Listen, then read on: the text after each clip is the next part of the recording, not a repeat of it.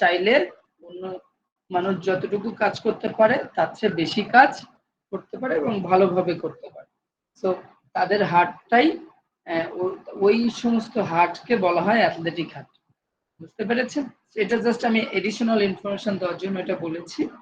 এখন আমরা আসি হার্ট রেটটা আসলে কি। হার্ট রেট বা হৃদয় স্পন্দনের হার হলো প্রতি মিনিটে হৃৎপিণ্ড কতবার স্পন্দিত হয়। আমাদের হার্ট প্রতি মিনিটে কতবার পাম্প করে, ঠিক আছে?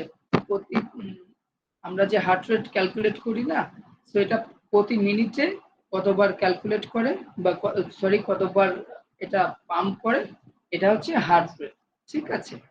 খেয়াল করেন, এটা হচ্ছে তার পরিমাপ। হার্ট রেট হচ্ছে তার পরিমাপ। কি হিসাবে কাউন্ট করা হয়? প্রতি মিনিটে কতবার পাম্প করা হয়। খেয়াল করেন, একজন সুস্থ প্রাপ্তবয়স্ক ব্যক্তির হার্ট রেট বিশ্রাম অবস্থায় প্রতি মিনিটে 60 থেকে 100 বার স্পন্দিত হয়। প্রতি মিনিটে কতবার? 60 থেকে 100 বার। তো নরমাল যেটা স্ট্যান্ডার্ড হচ্ছে 72। স্ট্যান্ডার্ড হার্ট রেট কিন্তু 72 ধরা হয়, 72।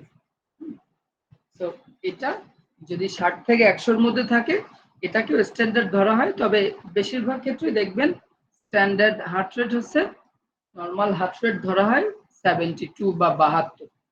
তবে হার্ট রেট বয়স, শারীরিক অবস্থান, ব্যায়াম, মানসিক অবস্থা, ঔষধ এবং অন্যান্য শারীরিক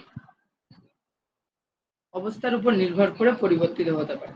খেয়াল করেছেন? তাহলে প্রতি মিনিটে কিন্তু হার্টটা এই যে পাম্প করে এতবার। কতবার? 60 থেকে 100 বার।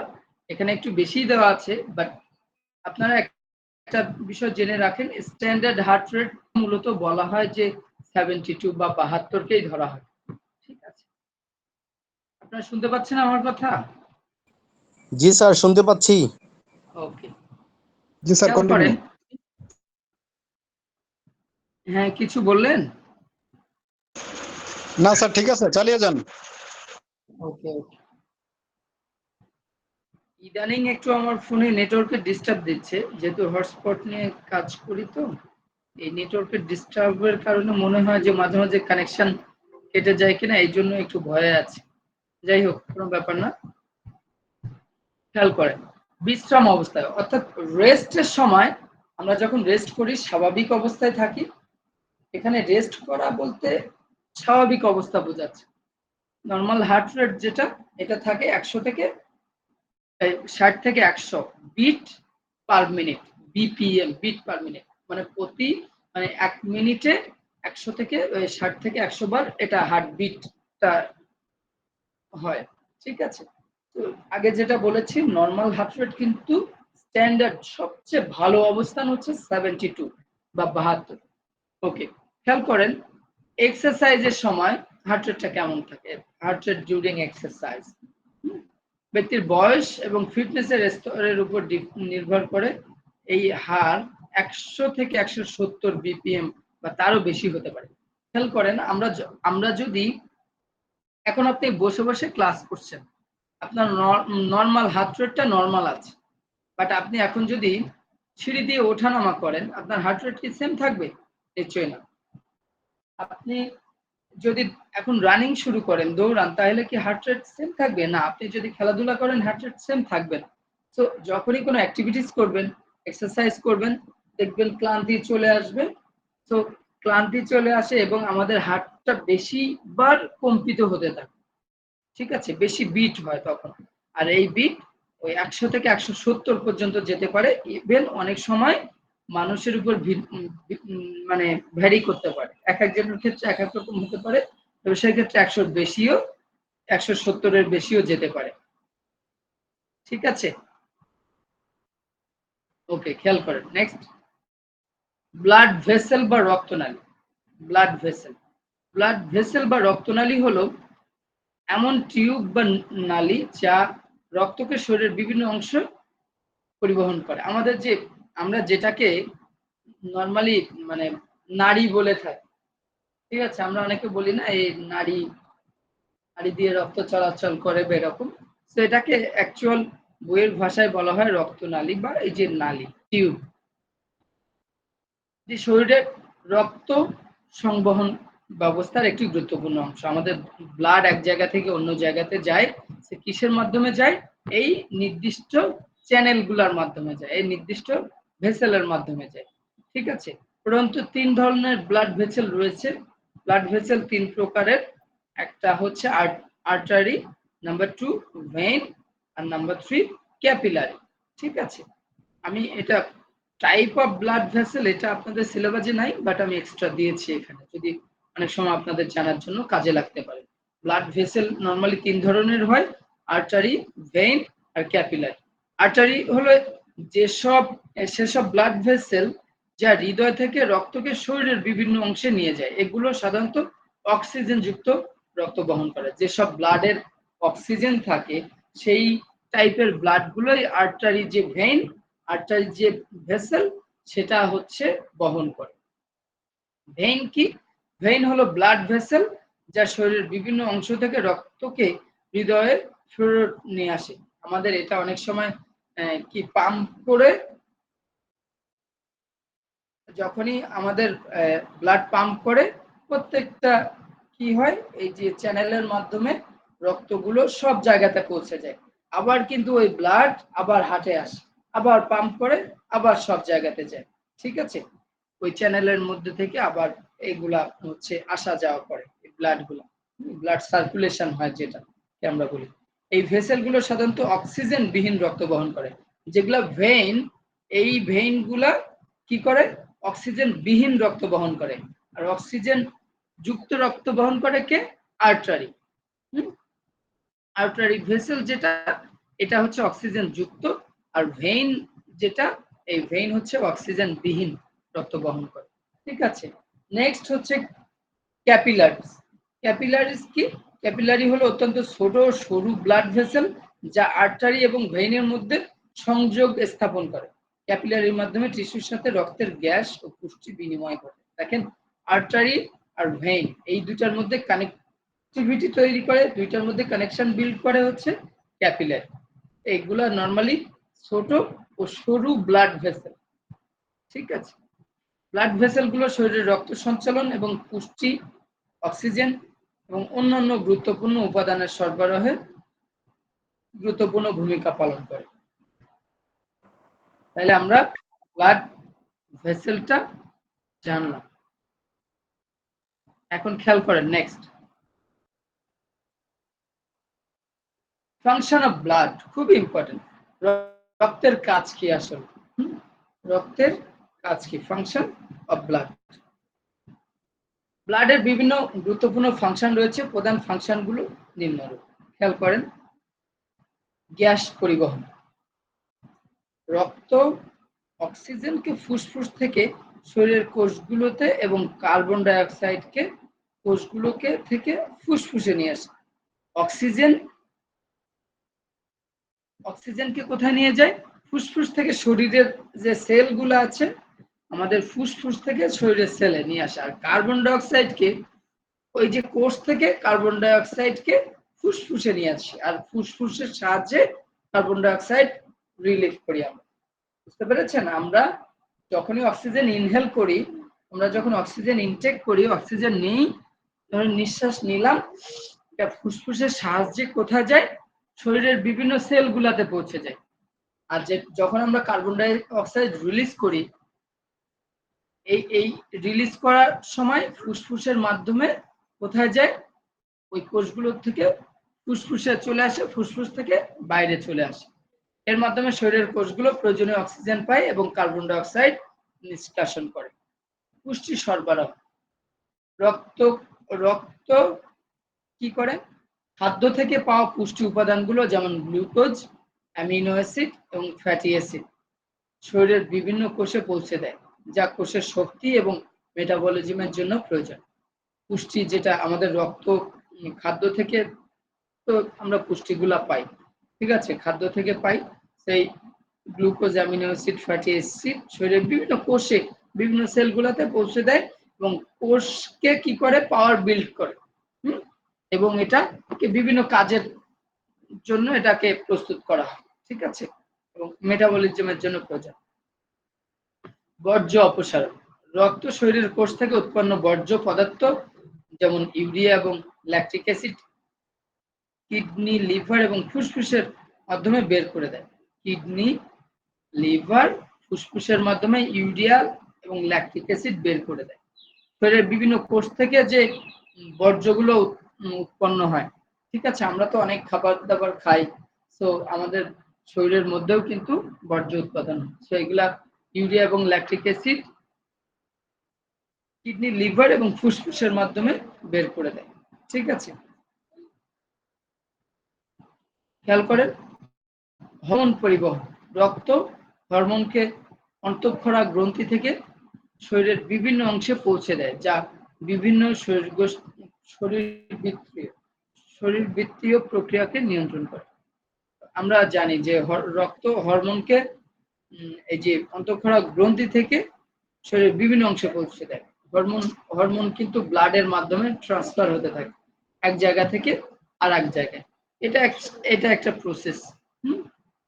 ইমিউন প্রতিরক্ষা, যেটা ইমিউনিটি সিস্টেম বিল্ড করা বা ডেভেলপ করা, আমাদের ইমিউনিটি বিল্ড করা বা ডেভেলপমেন্ট করাকে বোঝায়। রক্তে উপস্থিত শ্বেত রক্তকণিকা, হোয়াইট ব্লাড সেল এবং অ্যান্টিবডি গুলো শরীরে অনুপ্রবেশকারী জীবাণু, ভাইরাস এবং অন্যান্য প্যাথোজেনের বিরুদ্ধে লড়াই করে শরীরকে সুরক্ষা দেয়। আমাদের হোয়াইট ব্লাড সেল যে অ্যান্টিবডি আমাদের শরীরে যেগুলা থাকে, ঠিক আছে, সেইগুলা কি করে আমাদের শরীরের জীবাণু, ভাইরাস এগুলা থেকে প্রোটেক্ট করে শরীরকে।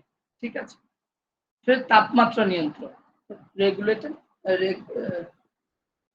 রেগুলেটিং ব্লাড টেম্পারেচার, রেগুলেটিং হচ্ছে বডি টেম্পারেচার। রক্ত শরীরের বিভিন্ন অংশে তাপ পরিবহন করে এবং ঘাম উৎপাদনের মাধ্যমে শরীরের তাপমাত্রা নিয়ন্ত্রণে সহায়তা করে। আমাদের ব্লাড তাপমাত্রা নিয়ন্ত্রণে সহায়তা করে।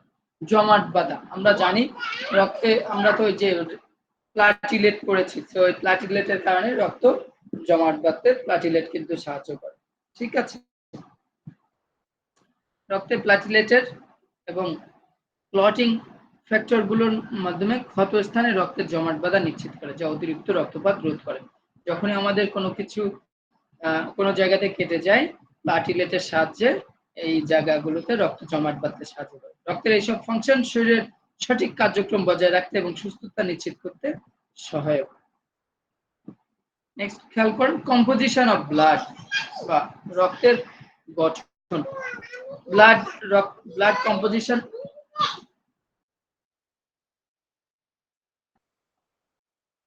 এই কম্পোজিশন মূলত 4টি প্রধান উপাদান নিয়ে গঠিত। Number 1 plasma, number 2 red blood cell, number 3 white blood cell and number 4 platelets. খেয়াল করেন প্লাজমা কি রক্তের তরল অংশ, যা প্রায় 55% গঠন করে। ঠিক আছে, ব্লাডের 55% কিন্তু প্লাজমা গঠন করে, এটা রক্তের তরল অংশ। প্লাজমা 90% জল, এবং জল বলতে পানি, ওয়াটার, এবং বাকিটা প্রোটিন যেমন অ্যালবুমিন, ফাইব্রিনোজেন, গ্লুকোজ, ভিটামিন, খনিজ পদার্থ, হরমোন, এনজাইম এবং বর্জ্য পণ্য যেমন ইউরিয়া, কার্বন ডাই অক্সাইড নিয়ে গঠিত। প্লাজমা তাহলে রক্তের যে তরল অংশ, আমাদের অনেক সময় প্লাজমা দিতে হয়, অনেককে প্লাজমা দেওয়ার প্রয়োজন হয়, এটা ব্লাড থেকে বের করতে হয়। ঠিক আছে, সো এটা অনেকটা সাদা টাইপের বা সাদা বা কি বলা যায় ঘি কালার টাইপের এরকম। তো এই প্লাজমা প্রায় 55% গঠন করে শরীরের রক্তের তরল অংশ এটা। ঠিক আছে, খেয়াল করেন রক্তকণিকা, এটা এর আগেও আমরা পয়েন্টগুলোতে পড়েছি বেশ কয়েকটা টপিকে। রক্তের 40 থেকে 45% গঠন করে হচ্ছে রেড ব্লাড সেল।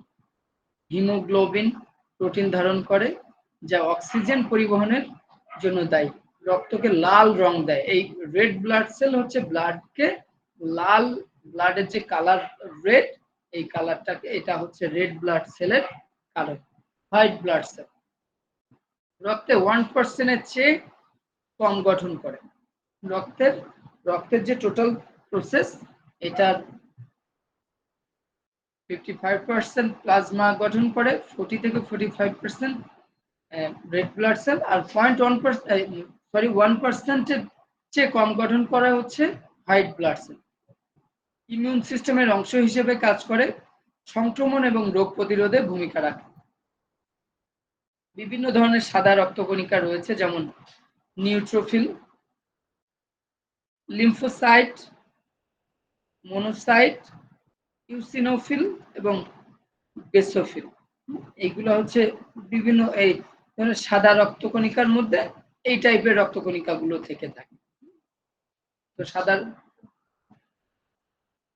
সাদা রক্ত যেটা হোয়াইট ব্লাড সেল, সাদা রক্তকণিকা, বা যেটাকে শ্বেত রক্তকণিকা বলা হয়। ওকে। প্লাটিলেটস রক্তে জমাট বাঁধার জন্য প্রয়োজনীয় আঘাত বা ক্ষতের পর রক্তক্ষরণ থামাতে সাহায্য করে। এই উপাদানগুলো সঠিক ভারসাম্য রক্তের স্বাভাবিক কার্যকারিতা নিশ্চিত করে এবং শরীরের বিভিন্ন গুরুত্বপূর্ণ কাজ পরিচালনা করে। তাহলে খেয়াল করেছেন, কম্পোজিশন অফ ব্লাড প্রধান 4টা উপাদান নিয়ে গঠিত: plasma, red blood cell, white blood cell আর প্লাটিলেট। প্লাজমার রক্তের প্রায় 55% গঠন করে, এটা তরল অংশ।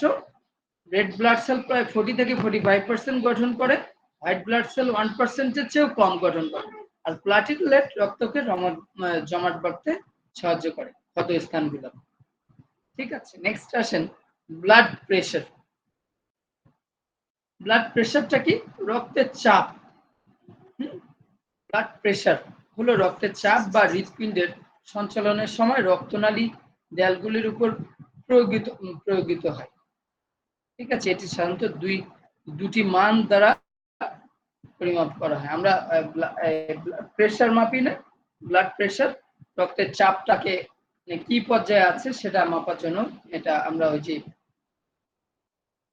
ইকুইপমেন্টের সাহায্যে আমরা ব্লাড প্রেশারটা মেপে থাকি। কারণ এই ব্লাড প্রেশার হচ্ছে 2 টাইপস, 2 প্রকারের হয়। একটা হচ্ছে সিস্টোলিক প্রেশার আর একটা হচ্ছে ডায়াস্টোলিক প্রেশার। সিস্টোলিক প্রেশারটা কি? এটি হৃৎপিণ্ডের সঞ্চালন বা সংকোচন অবস্থায় রক্তনালীতে চাপের পরিমাণ। হৃৎপিণ্ড যখন সংকোচন হয় বা সঞ্চালন হয় এই অবস্থায় রক্তনালীতে যে চাপ প্রেশারটা প্রয়োগ করে, এটি উচ্চতার মান প্রথম সংখ্যাটি এবং সাধারণত 90 থেকে 120 মিমি, মানে এটা মিলিমিটার, mmHg দিয়ে প্রকাশ। Humour mercury.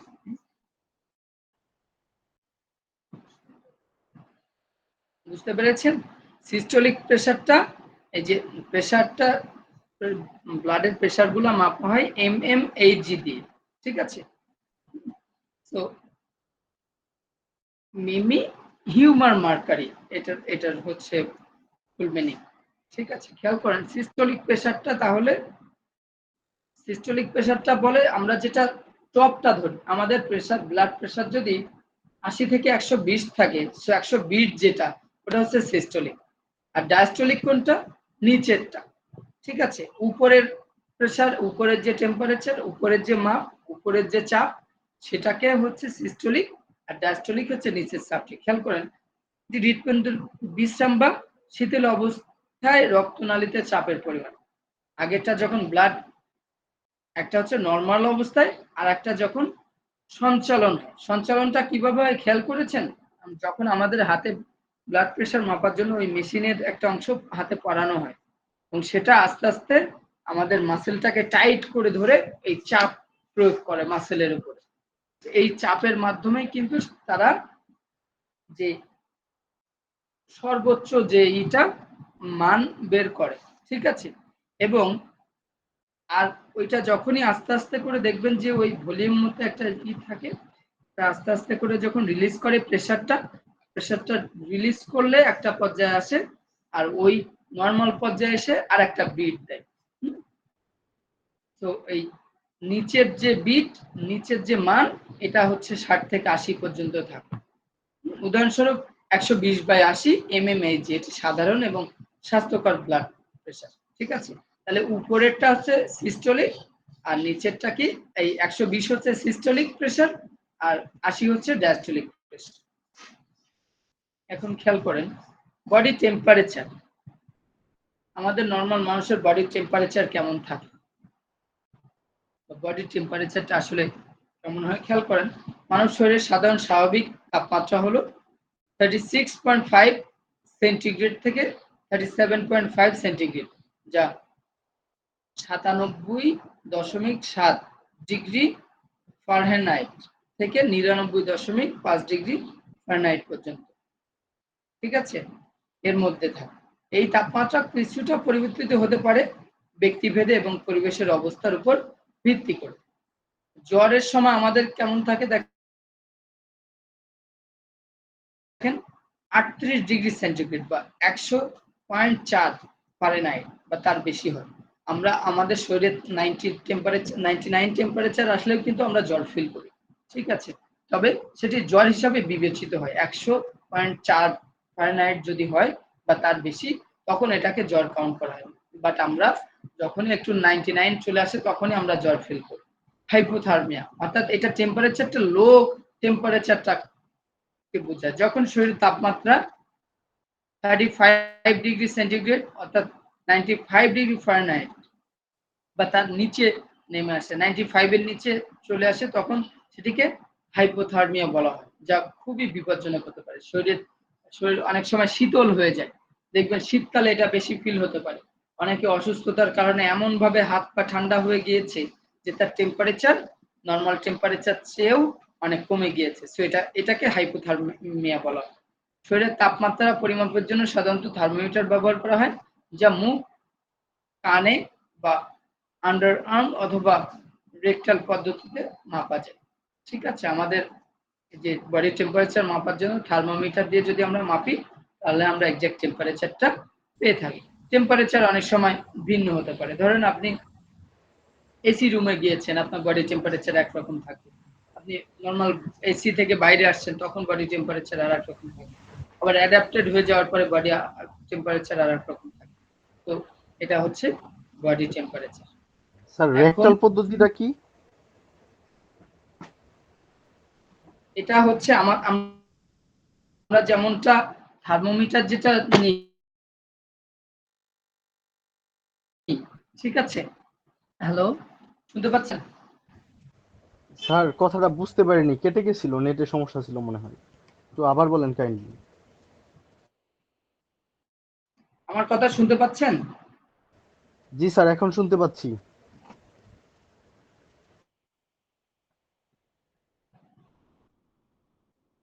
বলা হয়েছে দেখেন খেয়াল করেন, আমরা যখনই টেম্পারেচার মাপি, এই টেম্পারেচারটা কিসের মাধ্যমে মাপি?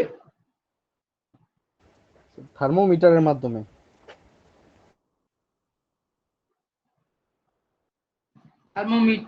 থার্মোমিটার দিয়ে মাপি। এখন থার্মোমিটারটা আমরা কোথায় প্লেস করি? আমরা চাইলে আমাদের মুখে দিতে পারি, কানের হচ্ছে সাইডে দিয়েও, কানের যে লতি যেটা, এই লতির এখানে দিয়েও আমরা টেম্পারেচারটা মাপতে পারি, ঠিক আছে।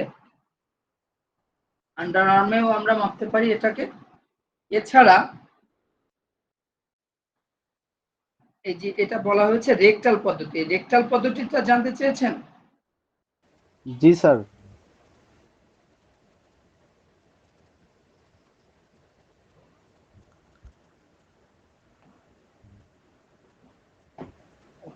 রেকটাল পদ্ধতির মাধ্যমেও আমাদের যে বডি টেম্পারেচার এটা মাপা যায়, ঠিক আছে। তো এটা হচ্ছে এই নর্মাল যে পদ্ধতি এটা চেয়ে ভিন্ন। এখন এটা স্যার রেকটাল পদ্ধতিটা কি ওই যে মেশিনের সাহায্যে কপালের কাছে ধরে ওইটা নাকি?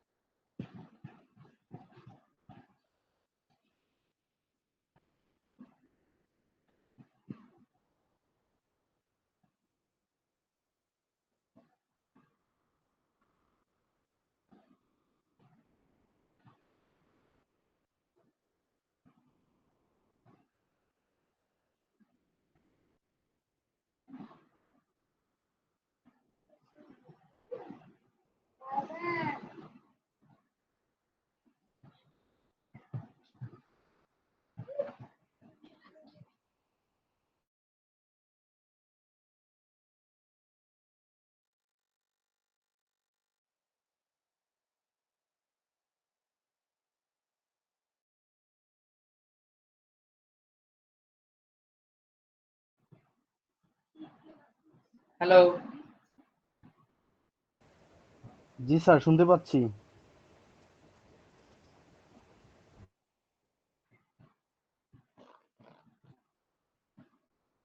হ্যালো, শুনতে পাচ্ছেন? জি স্যার, শুনতে পাচ্ছি।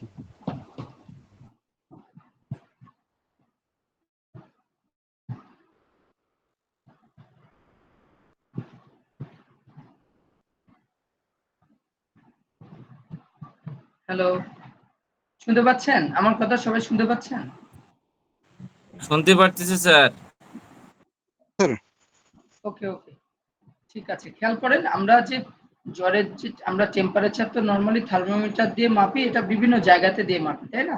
এখন এখানে রেকটাল পদ্ধতিটা বলতে অন্য একটা পদ্ধতি বুঝাচ্ছে, যেটা নরমালি যেটা অনেক সময় দেখা যায় যে আমরা এই যে বায়ুপথ দিয়েও এটা হচ্ছে মাপা যায়। এটা অন্য ওয়েতে মেডিকেলের অন্যভাবে মানে টেম্পারেচারটাকে মানে বোঝার জন্য যে কি পরিমাণ টেম্পারেচার আছে, এটা বায়ুপথ হতে পারে বা অন্য অন্য পদ্ধতিতে হতে পারে। ঠিক আছে? আমরা অনেক সময় আমরা কি করি জ্বরের টেম্পারেচার কমানোর জন্য যখন বেশি টেম্পারেচার হয়ে যায় তখন বায়ুপথে দেয় না আমাদের ওই যে আমরা যেটাকে বাতি বলি বা সাপোজিটর বলি, সাপোজিটর দিয়ে কি আমরা টেম্পারেচারটাকে করে কন্ট্রোল করি, রাইট? ওই বায়ুপথের মাধ্যমে টেম্পারেচারটাকে যে বোঝার যে প্রক্রিয়া, এটা হচ্ছে রেকটাল পদ্ধতি। বুঝতে পেরেছেন?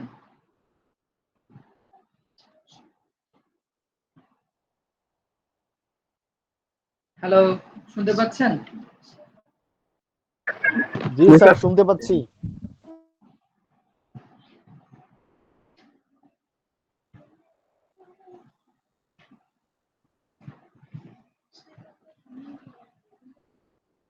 ওকে, ওকে।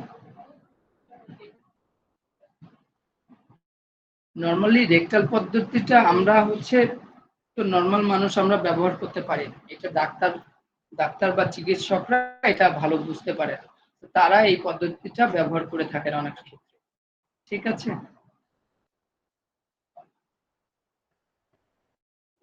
তাহলে রেকটাল পদ্ধতিটা কি ক্লিয়ার হয়েছেন? জি স্যার, ক্লিয়ার হয়েছি। ওকে, ওকে। ঠিক আছে। আমি আমি কেন জানি একটু কাটা কাটা আসতেছে, কথাগুলো ঠিক মতো বুঝতে পারছি না। স্যার, আমরা কি আবার জয়েন করব? না, না, না, ঠিক আছে তো মনে হচ্ছে। ওকে, খেয়াল করেন এখন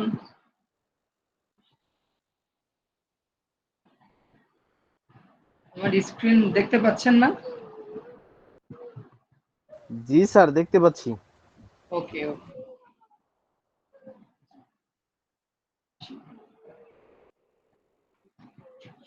ওকে, খেয়াল করেন এখন আমরা ফিজিওলজির একটা পড়েছি, এখন আমরা ক্রিকেটের যে রুলস এটা সম্পর্কে জানার চেষ্টা করি। ঠিক আছে? যেহেতু আরো বাকি যে ক্লাসগুলো আছে একটু লম্বা লম্বা ক্লাস না নিলে ক্লাসগুলো শেষ করাটা ডিফিকাল্ট হয়ে যাবে। এ কারণে আমরা একসাথে পারলে এখন যত বেশি টপিক পড়বো তত আমাদের জন্য সুবিধা হবে। ওকে, খেয়াল করেন তাহলে আমরা ইন্টারন্যাশনাল গেমস এন্ড অর্গানাইজিং, ও সরি এটা হেডিংটা ভুল হয়েছে। আচ্ছা, আমি ভালো করে এটা পিডিএফ দিয়ে দেব। এটা হচ্ছে rules and techniques of different games. ওই গেমসের যে ক্রিকেট, ফুটবল, হ্যান্ডবল,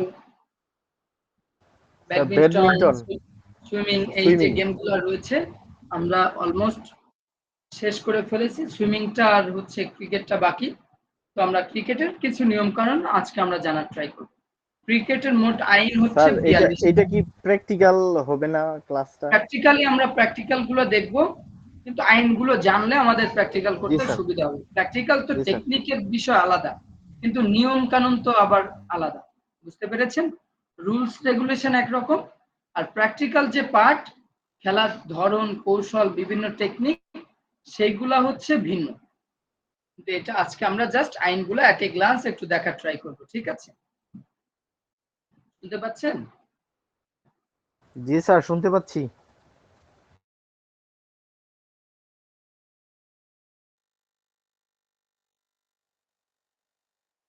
ওকে, ক্যালকুলেশন আসতে পারে, অনেক জায়গাতে আসে পরীক্ষাতে। ক্রিকেটের আইন কয়টা? 42টা আইন রয়েছে টোটাল, ঠিক আছে। তো 1 নাম্বার যে আইন, আমরা এখানে অনেকগুলো স্কিপ করব, অনেকগুলা পড়ে যাবে। এখানে টোটাল 42টা আইন দেওয়া আছে। সো অনেক আইন আপনারা নিজেরা জানেন, তারপরেও একবার আমরা রিভিশন দিব। ওকে, খেয়াল করেন 1 নাম্বার আইন, একটি ক্রিকেট দলে অধিনায়ক সহ 11 জন খেলোয়াড় থাকবে। ক্রিকেট দলে মূলত 11 জন খেলোয়াড় মাঠে থাকে, বাট এটার বাইরেও 15 সদস্যের দল হয়, ঠিক আছে। 15 সদস্যের দল হয়, এর মধ্যে 11 জন খেলোয়াড় কোথায় থাকে? মাঠে থাকে, ঠিক আছে। এখন অতিরিক্ত খেলোয়াড় কি বলা হয়েছে দেখেন, আঘাতপ্রাপ্ত ফিল্ডারের পরিবর্তে একজন অতিরিক্ত খেলোয়াড়কে মাঠে স্থলাভিষিক্ত করা যাবে। যদি কোনো প্লেয়ার বা যদি কোনো ফিল্ডার যদি আঘাতপ্রাপ্ত হয় বা ইনজুর্ড হয়, তার পরিবর্তে এক্সট্রা প্লেয়ার মাঠে নামতে পারবে। মাঠে কতজন নামতে পারবে? এক্সট্রা 2 জন প্লেয়ারের নাম থাকে, বুঝতে পেরেছেন? 11 জনের বাইরে 2 জন প্লেয়ার যারা ওই ম্যাচে নামতে পারে অতিরিক্ত খেলোয়াড় হিসাবে। হ্যালো, ক্লিয়ার জি স্যার, হয়েছেন? জি স্যার। ওকে, স্যার এইবার তবে তো তিনি আইপিএল একটা, স্যার একটা কথা ছিল, এবার আইপিএল একটা অদ্ভুত নিয়ম ছিল, ওই যে ইম্প্যাক্ট প্লেয়ার, স্যার ওই সম্পর্কে একটু বলেন। যে আইপিএল এর যে রুলসটা ছিল সেখানে ওটা মূলত আইসিসির রুলস না, ওটা নিজেদের তৈরি করা রুলস। এক্সট্রা প্লেয়ার 2 জন থাকবে, সেই 2 জন প্লেয়ার ব্যাট বল সবকিছুই করতে পারবে, স্যার বুঝতে তাহলে পেরেছেন? ওইটা তো আইসিসির যে নিয়ম আছে 42টা, ওইটার মধ্যে আমরা কাউন্ট করব না। ওটা ওটা টুর্নামেন্ট, দেখেন ওটা আইপিএল কেন করছে, এটা টুর্নামেন্টটাকে আরো অ্যাট্রাকটিভ করার জন্য। যখনই এক্সট্রা 2 জন প্লেয়ারকে আপনি নিতে পারবেন, তাইলে আপনি 2 জন ব্যাটারকে খেলায় 2 জন বলার, ওই 2 জন ব্যাটারকে বসায় আবার 2 জন বলারকে নিতে পারছেন, তাই না? খেলাটাকে আরো কম্পিটিটিভ করার জন্য এটা তারা করছে। তো ইন্ডিয়া এটা নিজেদের একটা টুর্নামেন্ট, তারা আইসিসির ওই অন্য সব রুলস ফলো করছে, একটা নিজেদের মতো করে রুলস তৈরি করছে। এটা টুর্নামেন্ট কর্তৃপক্ষ চাইলে করতে পারে, ঠিক আছে। এখন জি স্যার। ইন্ডিয়ান আইপিএল বা বিপিএল প্রত্যেকটা টিমের তো একটা রেশিও আছে, যে কয়টা করে দেশের প্লেয়ার কয়টা করে বিদেশি প্লেয়ার খেলাতে পারবে। এটা কি আইসিসি এই রুলসটা করে দেয়? করে না, এটা টুর্নামেন্ট কর্তৃপক্ষ করে। ইন্ডিয়া তাদের নিজেদের প্লেয়ারকে তৈরি করার জন্য, নিজেদের প্লেয়ারকে মানে তাদেরকে মোটিভেট করার জন্য, বেশি প্লেয়ার যাতে পার্টিসিপেট করে, প্লেয়ার সিলেকশনটা যেন তারা করতে পারে, এজন্য এই কাজগুলো তারা করে থাকে।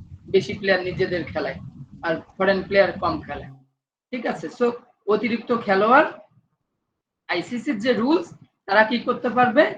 ফিল্ডিং, অতিরিক্ত খেলোয়াড় কিন্তু ব্যাট করতে পারবে না, অতিরিক্ত খেলোয়াড় ফিল্ডিং করতে পারবে। তো যদি ব্যাটার, ধরেন একজন ব্যাটার অসুস্থ হয়ে গেছে, তার পরিবর্তে সে দৌড়াতে পারছে না, বাট সে জায়গায় দাঁড়িয়ে ব্যাটিং করবে, তার জন্য একজন রানার দরকার। এই অতিরিক্ত প্লেয়ার এসে তার রানার হতে পারবে, ঠিক আছে। স্যার অতিরিক্ত প্লেয়ার তো বোলিংও করতে পারবে না, তাই না? না, বোলিং করতে পারবে না, শুধু ফিল্ডিং করতে পারবে। স্যার ফিল্ডিং আর শুধু রানার। শুধু, হ্যাঁ, ফিল্ডিং করতে পারবে, রানার হতে পারবে, ঠিক আছে। আইপিএল এর রুলসটা ওটা ব্যতিক্রম রুলস। ওকে, আম্পায়ার, খেলায় সাধারণত 2 জন আম্পায়ার থাকে, ঠিক আছে। আর এটার বাইরে থার্ড আম্পায়ার থাকে। থার্ড আম্পায়ার কি ডিসিশন নেয়? ওই যে যখন ফিল্ড আম্পায়ার যখন কোনো কিছুতে কনফিউজড হয়ে যায়, তখন তৃতীয় আম্পায়ারের সিদ্ধান্ত গ্রহণ করে, ঠিক আছে, তার শরণাপন্ন স্যার, হয়। স্যার জি, ক্রিকেটে নাকি একজন রেফারি আছে, রেফারিটা তাহলে কে? ক্রিকেটে একজন, স্যার যেমন ফুটবলে একজন রেফারি আছে, ক্রিকেটেও নাকি এইরকম একজন রেফারি আছে। সেই রেফারিটা কি থার্ড আম্পায়ার নাকি চতুর্থ কোনো ব্যক্তি? না ওটা হচ্ছে, ওটা বলা হয় normally match commissioner type. Match commissioner মানে ওই ইসের আম্পায়ারদের উপরেও একজন ওই ম্যাচের রেসপন্সিবল থাকে। ফুটবলে দেখবেন একজন ম্যাচ কমিশনার থাকে, ফুটবলেও থাকে। রেফারির পাশাপাশি, রেফারিদের বাইরে ম্যাচ কমিশনারটা হচ্ছে ওই ম্যাচের হেড। ওই ম্যাচটা একজনের দায়িত্বে থাকে, একজন মানুষকে রেসপন্সিবল করা হয়, সে ওই আম্পায়ারদের হেড হিসাবে কাউন্ট করা হয় তাকে, বুঝতে পেরেছেন? এটা হচ্ছে ম্যাচ কমিশনার। ওইটাকেই অনেক জায়গাতে রেফারি হিসাবে বলে, বাট রুলসে আমরা ওরকম কোনো পাই নাই যে এক্সট্রা রেফারি হিসাবে ওরকম কোনো পাই নাই। খেয়াল করেন, স্কোরার, দুইজন স্কোরার থাকে, তারা আম্পায়ার দ্বয়ের কাছ থেকে প্রদত্ত সংকেত গ্রহণপূর্বক স্কোর কার্ডে অন্তর্ভুক্ত করবে। ঠিক আছে, স্কোরারদের কাজ কি? স্কোরগুলো ঠিকমতো উঠানো, নথিভুক্ত করা। বল, ক্রিকেট বলের আয়তন 22.38 সেন্টিমিটার থেকে 22.86 সেন্টিমিটার, এটা হচ্ছে আয়তন। এটা কি বলের পরিধি, বুঝতে পেরেছেন? টোটাল বল রাউন্ডের মাপ এটা। ওজন হচ্ছে 5.5 থেকে 5.75 পাউন্ড। ঠিক আছে, এটা হচ্ছে 5.5 থেকে 5.75 পাউন্ড। এটা হচ্ছে পুরুষদের বলের ওজন, ঠিক আছে, ছেলেদের। আর মহিলাদের কিন্তু 5 আউন্স, 5 আউন্স মহিলাদের বলের ওজন হচ্ছে 5 আউন্স। আর এটাকে যদি আমরা এই 5.5 থেকে 5.75 আউন্স, এটাকে যদি আমরা গ্রামে কনভার্ট করি 155.9 থেকে 163 গ্রাম এর ওজন। ঠিক আছে, এটা হচ্ছে বল। এরপরে আসেন ব্যাট। ব্যাট 38 ইঞ্চি বা 97 সেন্টিমিটার দৈর্ঘ্যের বেশি হবে না। ঠিক আছে, একটা ব্যাট কতটুকু লম্বা হতে পারবে? সর্বোচ্চ 38 ইঞ্চি, এবং এটার প্রস্থ 4.25 ইঞ্চি। ঠিক আছে, 4.25 ইঞ্চির বেশি প্রস্থ হবে না। এখন আপনি চাইলে ওজন আপনি যত বেশি করতে পারেন, এখানে কিন্তু ওজনটা বলা নাই, তাই না? এখন আপনি মাপ, এটা এই রেশিওর মধ্যে মাপ থাকবে, চাইলে আপনি এর বেশি নিতে পারবেন না। 38 ইঞ্চির কম নিতে পারবেন।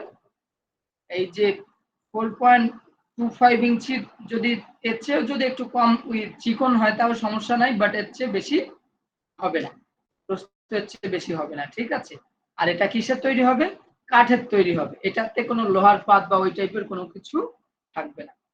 ঠিক আছে, এরপরে খেয়াল করেন,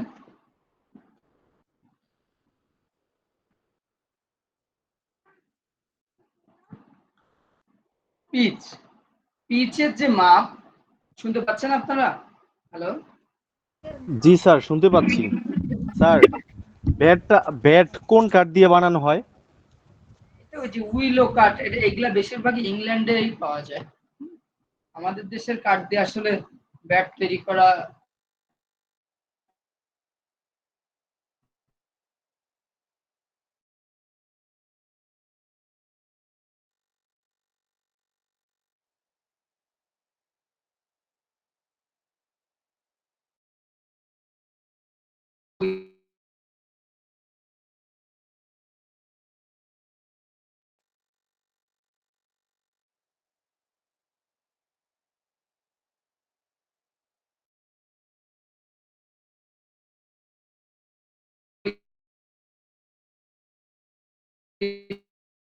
লোড বা 66 ফিট, 66 ফিট।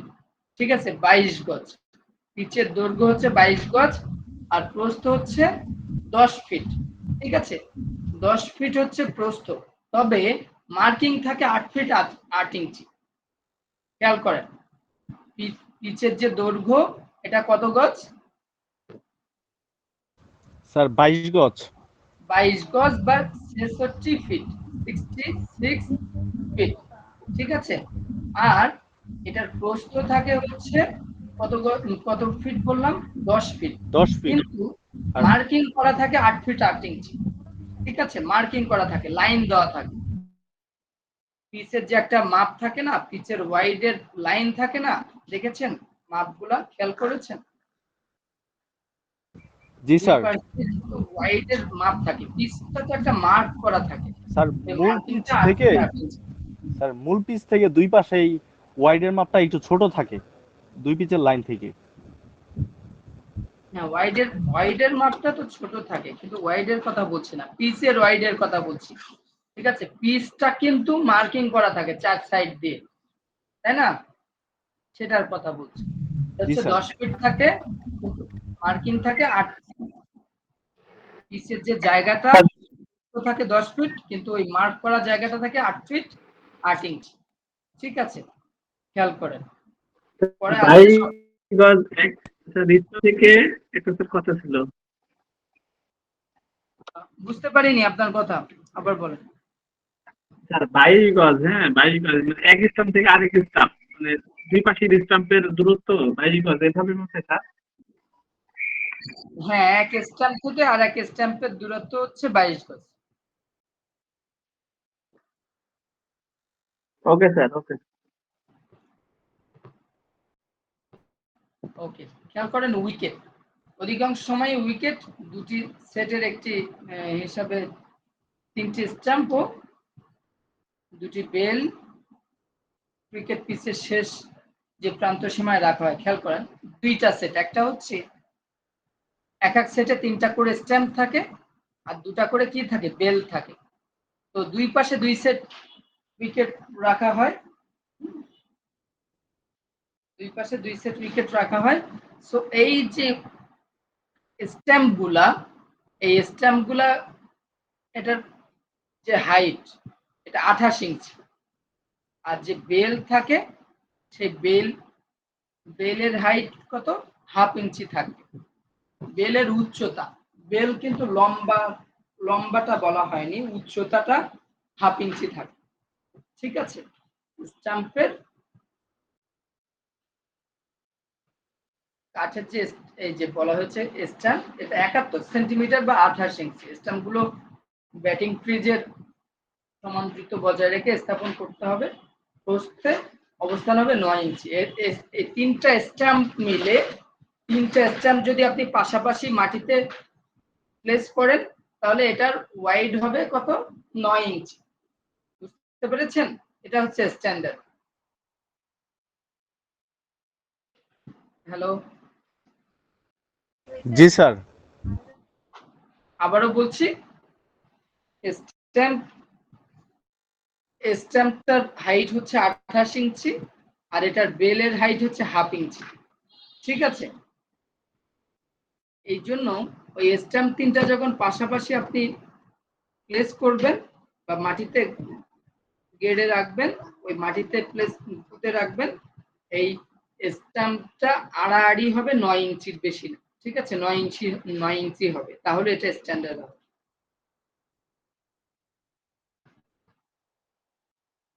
যে বলেছে যদি বাতাসের কারণে বেল নিচে পড়ে যায়, তাহলে আম্পায়ারদ্বয় বেলবিহীন অবস্থায় খেলা চালাতে পারবেন। যদি এমন কোনো পরিস্থিতি তৈরি হয় যে খেলা শেষ করতে হবে, বা বাতাস হচ্ছে প্রচন্ড বা ঝড়ো আবহাওয়া, যদি ওই আবহাওয়ায় খেলা চালানো ঠিক না, বা কন্ডিশন অনুযায়ী খেলা চালানো উচিত না, তারপরেও যদি কোনো ম্যাচের নিষ্পত্তি আসে যে ডিসিশন নিতে হয়, ওই কারণে আবহাওয়ার কারণে তো খেলা বন্ধ থাকে, বাট তারপরে যদি কোনো ম্যাচের মীমাংসার জন্য এটা করা হয়, যদি ক্যাপ্টেন আমরা চাই যে না আমরা খেলবো, সেই পরিস্থিতিতে বাতাসের কারণে যদি খেলা ওই যে স্ট্যাম্পের বেল যদি করে যেতে থাকে, তাহলে ওই বেলবিহীন খেলা চালানো যেতে পারে। বোলিং, পপিং ও রিটার্ন পিচ। এখন খেয়াল করেন, উভয় পিচের শেষ প্রান্তরেখার মধ্যাংশে স্ট্যাম্পকে উদ্দেশ্য করে তৈরি করা হয়। প্রত্যেক বোলিং ক্রিজের দৈর্ঘ্য 8 ফুট 8 ইঞ্চি। বোলিং ক্রিজ বলতে কোনটা বোঝাচ্ছে? বোলিং ক্রিজ হচ্ছে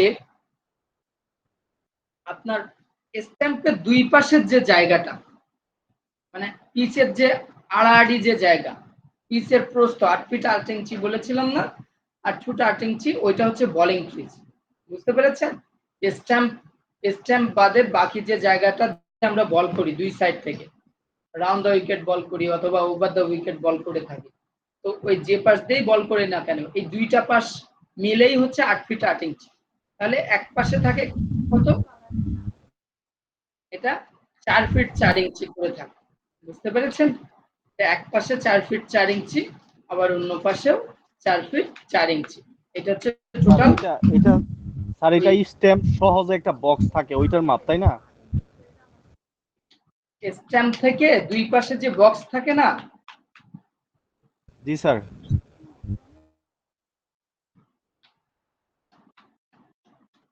দেখেন স্ট্যাম্প থেকে যে বক্স থাকে, বক্সের আমি যদি প্র্যাকটিক্যাল ক্লাসে আমি দেখাবো ইনশাল্লাহ।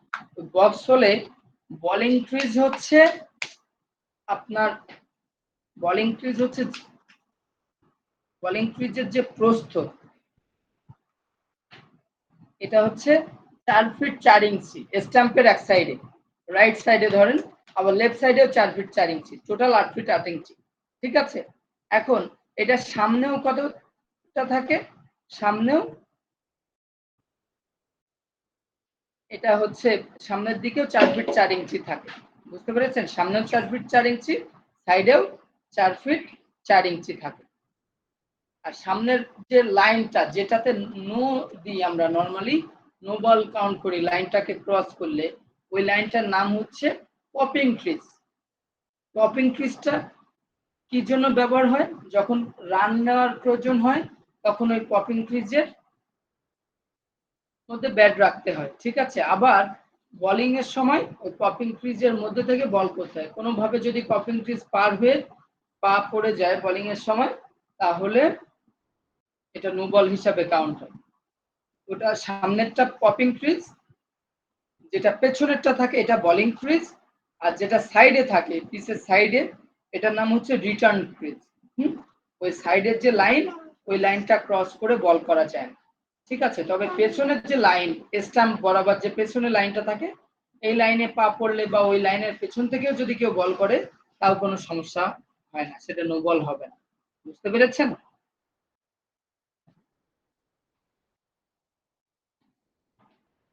জি স্যার, বুঝতে পেরেছি। ওকে, খেলার আয়তন, প্রস্তুত ও রক্ষণাবেক্ষণ খেয়াল করেন।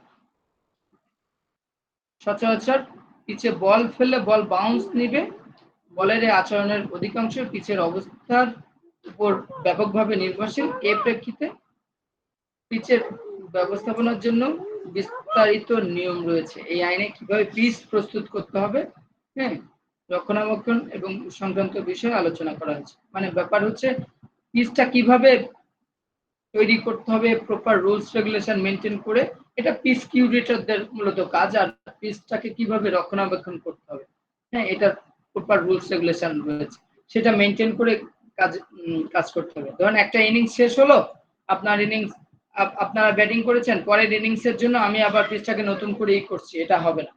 ঠিক আছে, পিচটাকে জাস্ট কিছুটা ক্রাইটেরিয়া আছে যে পিচটাকে চাইলে ঝাড়ু দিতে পারবে, লাইনগুলো মুছে গেলে মুছতে পারবে, এটাই বের করতে হবে। কিন্তু পিচটা আবার অন্যভাবে কি করা যাবে না, যাতে করে অন্য টিম অ্যাডভান্টেজ পায়। ঠিক আছে, পিচ ঢাকা, বৃষ্টি বা অন্যান্য সময় যেভাবে পিচ ঢাকতে হয় যাতে করে খেলতে অসুবিধা না হয়, এটাকে বোঝাচ্ছে। ইনিংস হচ্ছে কি, একটা ম্যাচে কয়টা ইনিংস থাকে? নরমালি ওয়ানডে বলেন বা টি-20 বলেন, স্যার দুইটা কয়টা ইনিংস। ইনিংস থাকে? স্যার দুইটা ওয়ানডে ইনিংস। টি20-তে দুইটা, কিন্তু টেস্টে 4টা। হ্যাঁ, এক্স্যাক্টলি। ইনিংস হচ্ছে দুইটা থাকে, অর্থাৎ এক দল ব্যাটিং করবে, আবার অন্য দল ফিল্ডিং করবে, এটা হচ্ছে একটা ইনিংস। আবার বিপরীত দল ব্যাটিং করবে, এই দল ফিল্ডিং করবে, এটা হচ্ছে দ্বিতীয় ইনিংস। প্রথমে ধরেন ব্যাট করে কোনো দল 100 রান করেছে, এটা তাহলে ফার্স্ট ইনিংস শেষ। ঠিক আছে, যদি 20 ওভারের খেলা ধরি বা 50 ওভারের খেলা ধরি, তো ওই 50 ওভার শেষ বা 10 উইকেট যদি কোনো দল হারায়, এটা হচ্ছে এক ইনিংস শেষ। এর পরবর্তীতে আবার নতুন ইনিংস শুরু হবে, অপোজিট টিম ব্যাট করবে। ঠিক আছে, এটা হচ্ছে। আর টেস্টের ক্ষেত্রে ভিন্ন, সেটা টেস্ট হচ্ছে 4টা ইনিংস হয়, তাই না?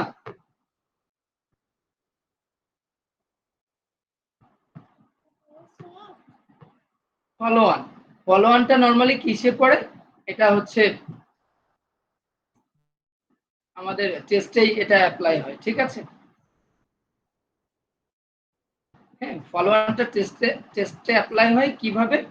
ধরেন এই যে 5 বা ততোধিক দিনের খেলার জন্য কমপক্ষে 200 রানের যদি ডিস্টেন্স থাকে, কিভাবে ডিস্টেন্স থাকে? ধরেন আপনি বাংলাদেশ প্রথমে টেস্ট, 5 দিনের একটা টেস্ট, বাংলাদেশ প্রথম ইনিংসে ব্যাট করেছে, ব্যাট করে 500 রান করেছে।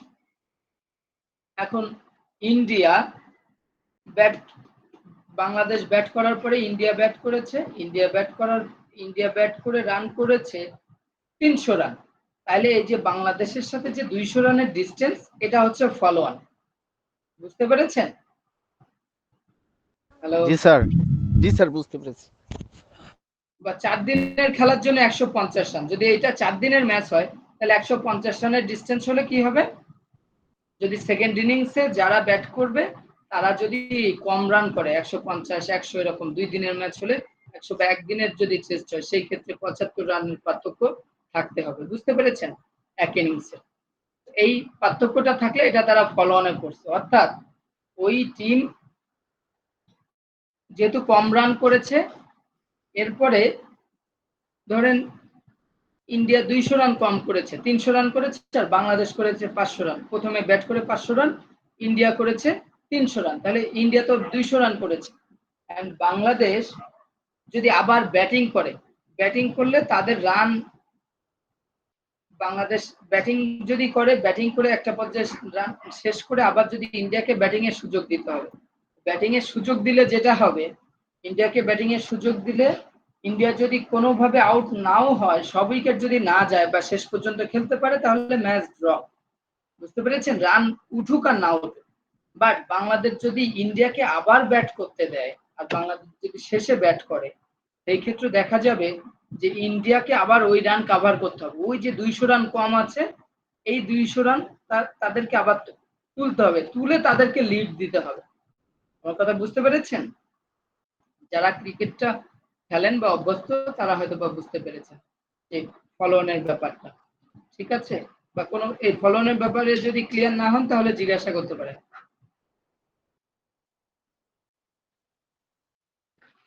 স্যার আরেকবার একটু বলবেন? একটা জায়গাতে একটু ডাউট না স্যার, আমি আর একটু ক্লিয়ার করি আপনার সাথে। সেটা হচ্ছে 5 দিনের ম্যাচে 200-র বেশি ব্যবধান থাকতে হবে ফলোয়ান এড়াতে, ফলোয়ানে পড়তে হলে, তাই তো? আর স্যার 4 দিনের মধ্যে 150, একদিনের মধ্যে 75। হুম হুম।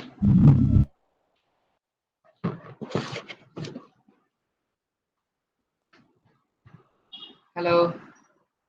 জি স্যার, জি স্যার। জি বলেন। তারপরে একদিনেরটা 75,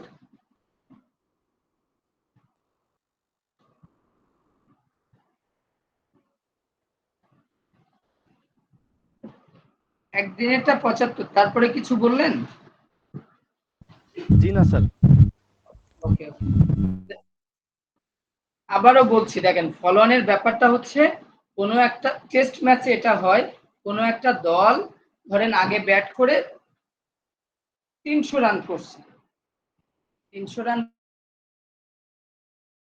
যদি এরপরে ব্যাট করে 100 রান করে, 100 রানে অল আউট হয়ে যায়, তাহলে কি হবে? ওই দলটা ফলোঅনে পড়ছে। কারা ফলোঅনে পড়ছে? যারা শেষে ব্যাট করে 100 রান করছে, কারণ তাদের 5 দিনের টেস্টে তারা 200 রানের ব্যবধান থাকলেই এটা হচ্ছে তারা ফলোঅনে পড়ে যাবে। এটা আর যদি ফলোঅন এড়াতে হলে তাদের তাহলে 100-র বেশি রান করতে হতো। 300 রানের জায়গায় তাদের যদি 110-20 রান করতো, তাহলে তারা আর ফলোঅনে পড়তো না। বুঝতে পেরেছেন? স্যার, যারা যারা আগে ব্যাট করে বেশি রান করে, ওদের কি বাধ্যতামূলক ফলোয়ান দিতে হবে, নাকি ফলোয়ান না দিয়ে আবার নিজেরা ব্যাট করতে পারবে? যারা আগে ব্যাট করে, স্যার মনে করেন ইন্ডিয়া ফলোয়ানে পড়ছে, এখন কি ইন্ডিয়াকে বাধ্যতামূলকভাবে ব্যাটিং এ পাঠাতে হবে, ফলোয়ানের জন্য ব্যাটিং এ পাঠাতে হবে, নাকি আবার বাংলাদেশ ব্যাটিং করতে পারবে? শুনেন, এই চান্সটা অবশ্যই যারা ফলোঅন পেয়েছে, নরমালি ধরেন বাংলাদেশ 500 রান করেছে, ইন্ডিয়া করেছে 300 রান, তাহলে 200 রানের ব্যবধান, তাই না?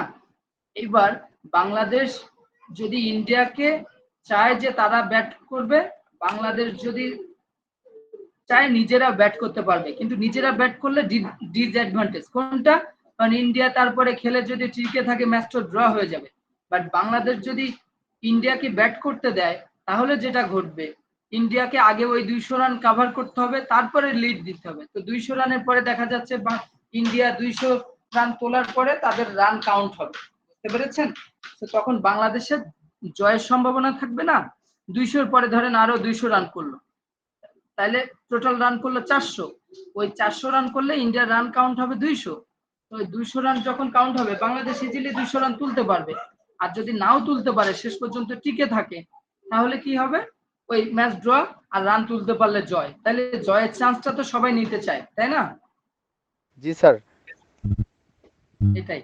তো যখনই ফলোয়ান, যে টিম ফলোয়ানে পড়ে ওই টিমকে যদি আবার ব্যাটে দেওয়া হয়, তখন এই প্রথম ইনিংস যারা খেলেছে এই দলটা জেতার সম্ভাবনা থাকে, যে কারণে তারা তাদেরকে জোরপূর্বক আবার ব্যাটে দিয়ে দেয়, ব্যাট করতে বলে। বুঝতে পেরেছেন? তাহলে তাদের জয়ের সম্ভাবনা থাকে ব্যাপক। আর নর্মালি টেস্টে তো জয় কম হয়, বেশিরভাগই দেখবেন যে হতে থাকে, হয় বেশিরভাগ। ড্র হতে থাকে। তো জয়ের ব্যাপারটাও কিন্তু ভালো সম্ভাবনা থাকে, যে কারণে ওই টিমকে আগে আবার ব্যাটিং করতে দেয়। ওকে, ডিক্লারেশন কেমন? যে ইনিংসের সমাপ্তি। আপনি ধরেন 100 ওভার খেলেছেন, পরে ইনিংস ডিক্লেয়ার করে দিয়েছেন 100 ওভারে 500। এটা নর্মালি টেস্ট ক্রিকেটে ডিক্লারেশনটা চলে, ঠিক আছে? 100 ধরেন আপনি 550 রান করেছেন, রান করে ডিক্লেয়ার দিয়ে দিয়েছেন যে আমরা আর ব্যাট করব না, এখন তোমরা ব্যাটিং করো। এটা হচ্ছে ডিক্লারেশন। ওকে স্যার ডিক্লারেশনটা মূলত জয়ের সুযোগ সৃষ্টি হওয়ার জন্য দেওয়া হয়। জি জি। স্যার ডিক্লার যে করে ডিক্লার, এটা হচ্ছে স্যার ডিক্লার করার মাধ্যমে আমাদের জয়টা মোটামুটি নিশ্চিত করতে চায়। এই কারণে বেশিরভাগ সময় ডিক্লার করা হয়। এরপরে খেয়াল করেন বিরতি। খেলার মধ্যে তো ব্রেকের দরকার আছে, তাই না? তো প্রত্যেক দিনের খেলার মাঝে, ইনিংসের মাঝে 10 মিনিট মধ্যাহ্ন ভোজন, হ্যাঁ, চা বিরতি ও জলপানের বিরতি থাকবে। খেলা শুরুর পূর্বে সময়সীমা ও বিরতির দৈর্ঘ্য উল্লেখ করতে হবে। এছাড়া কিছু ক্ষেত্রে সাময়িক বিরতি এবং বিরতির দৈর্ঘ্য কিছু অবস্থার উপর নির্ভরশীল। কোনো কারণে নবম উইকেটের পতন ঘটলে চা বিরতিকাল পরে 30 মিনিট পর্যন্ত দেরি হতে পারে। কোনো কারণে নবম উইকেটের পতন ঘটলে চা বিরতিকাল পরে 30 মিনিট পর্যন্ত দেরি হতে পারে। এটা সেই ক্ষেত্রে টেস্টের ক্ষেত্রে, বুঝতে পেরেছেন? নর্মালি রুলস রেগুলেশন তো টেস্টের ক্ষেত্রেই তৈরি করা হয়েছিল প্রথমে। আমরা এটাকে ওয়ানডে, টি20 এগুলাতে ভিন্ন ভিন্ন ভাবে অ্যাপ্লাই করে থাকি। খেলার স্টার্ট কিভাবে হবে? প্লে শব্দের মাধ্যমে হবে, ঠিক আছে? প্লে শব্দের মাধ্যমে হবে। এরপরে দেখেন প্রত্যেক বিরতিকালের টাইম শব্দ উচ্চারিত হবে, এটা আম্পায়ার করবে। খেলার শেষ ঘন্টার কমপক্ষে 20 ওভার বোলিং করতে হবে, ঠিক আছে? শেষ ঘন্টা, এটা টেস্ট ক্রিকেটে শেষ ঘন্টায় মানে লাস্ট 1 ঘন্টায় 20 ওভার বোলিং করতে হবে। ওই জন্য অতিরিক্ত আরো 20 ওভার খেলার মাধ্যমে বর্ধিত করা যেতে পারে, ঠিক আছে? এটা টেস্টের একটা রুলস। যদি এটাও টাইম আউটের মধ্যে একটা প্রকার পড়ে, এটা যে এই 20 ওভার যদি না করতে পারে তখন ওই পেনাল্টি হয় ওই টিমের জন্য, সেটা রান পানিশমেন্ট বা অন্য কোনো একটা রুলস ভঙ্গ করার জন্য এটা তাদের একটা ওই পানিশমেন্ট হয়ে থাকে। মাঠে অনুশীলন, খেলা চলাকালীন ব্যাটিং কিংবা বোলিং অনুশীলন করা যাবে না, তবে খেলা শুরুর পূর্ব দিন এবং খেলা শেষ হওয়ার পর দিন। এটা হচ্ছে বলেছে আপনার, এটা টেস্ট ক্রিকেটের কি বলা হয়েছে, তবে এটা এখন এই নিয়মটা এইভাবে না। এই নিয়মটা হচ্ছে আপনার এমন যে আপনি মাঠে অনুশীলন করতে পারবেন, কিন্তু ওই স্পেসিফিক পিচে অনুশীলন করতে পারবেন না। বুঝতে পেরেছেন? যে পিচে খেলা হবে, দেখবেন এখন ক্রিকেট ফিল্ডে অনেকগুলা পিচ থাকে, অনেকগুলা পিচ থেকে থাকে। তো ওই যে পিচে খেলা হবে ওই পিচে শুধু অনুশীলন করতে পারবে না, সাইডে অন্য জায়গাতে অনুশীলন করতে পারবে। রান সংগ্রহ, রানটা কিভাবে হয় জানেন? যে দুই ব্যাটসম্যান যখন প্রান্ত বদল করে, এরপরে যদি বাউন্ডারি হয় 4 বা ওভার বাউন্ডারি হচ্ছে 6, এভাবে হয়, এগুলো রানের। লাস্ট বল খেলা চলাকালে বল হারিয়ে গেলে বা বল উদ্ধার না করা গেলে ফিল্ডিং এ অংশগ্রহণকারী দল লাস্ট বল হয়েছে বলে জানাবেন। নো বল ও হোয়াইট বলের ন্যায় ব্যাটিংকারী দল অতিরিক্ত রান দাবি করতে পারবে। এই রান সংখ্যা ছয়ের অধিক হবে এবং এর সাথে প্রকৃত রানও যুক্ত হবে। এটা এখন নাই, এই নিয়মটা নাই। এই যে নিয়মটা এখানে বলা হয়েছে এটা নাই। তো অতিরিক্ত রান যোগ হবে, আসলে বল হারায় গেলে আগে একটা সময় পূর্বের রুলস ছিল, এই নিয়মটা পুরানো রুলস ঢুকে গিয়েছে। একটা সময় রুল ছিল যে এক বলে 12 মারা যেত, হ্যাঁ, মানে ডিস্টেন্সের উপর ডিপেন্ড করে বল হারায় গেলে 12 রান এরকম হয়ে যেত।